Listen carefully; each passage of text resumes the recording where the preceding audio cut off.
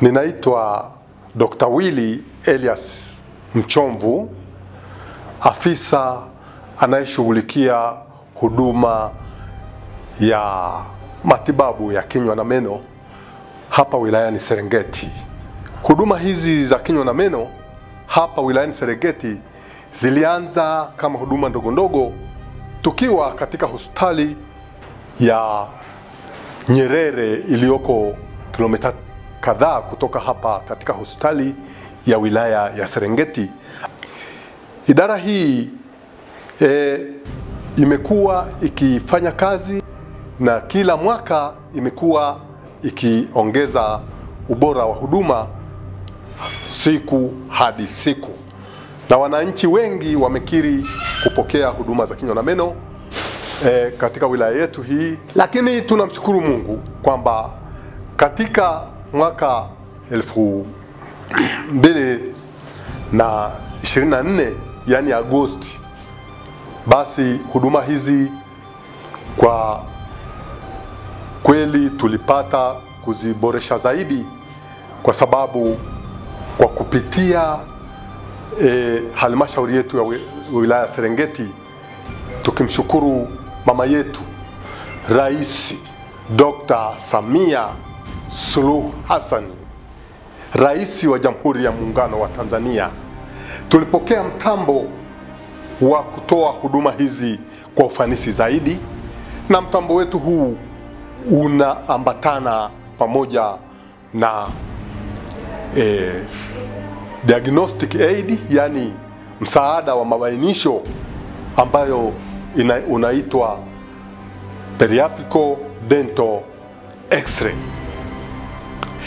Kwa ujumla, mtambo wetu huu wa kinywa na meno umeweza kutuboresha katika kutoa huduma hata zile ambazo zilikuwa vigumu kuzitoa, kwa maana hii ni complete dental chair ambayo inayo video ambapo mgonjwa anaonwa diagnosis yake, tatizo lake, wakati akiwa amepumzika kwenye kiti bila matatizo na bila hata kama kujatumia vifaa vingine vidogo vidogo kama mouth mirror.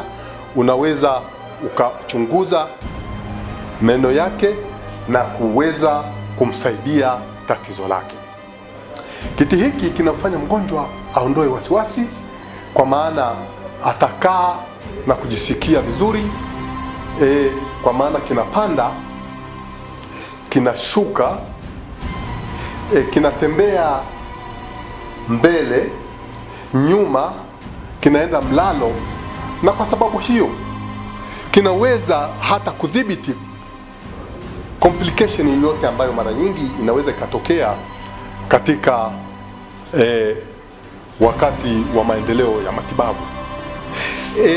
Kwa ujumla, haya ndio maboresho yaliyofanywa, na tangu tulipoboresha, yani Agosti mwaka jana, mwaka 2024, wagonjwa wameongezeka mara 2 na bado wanaendelea kuongezeka, kwa sababu huduma zao zinakuwa ni kamilifu bila matatizo.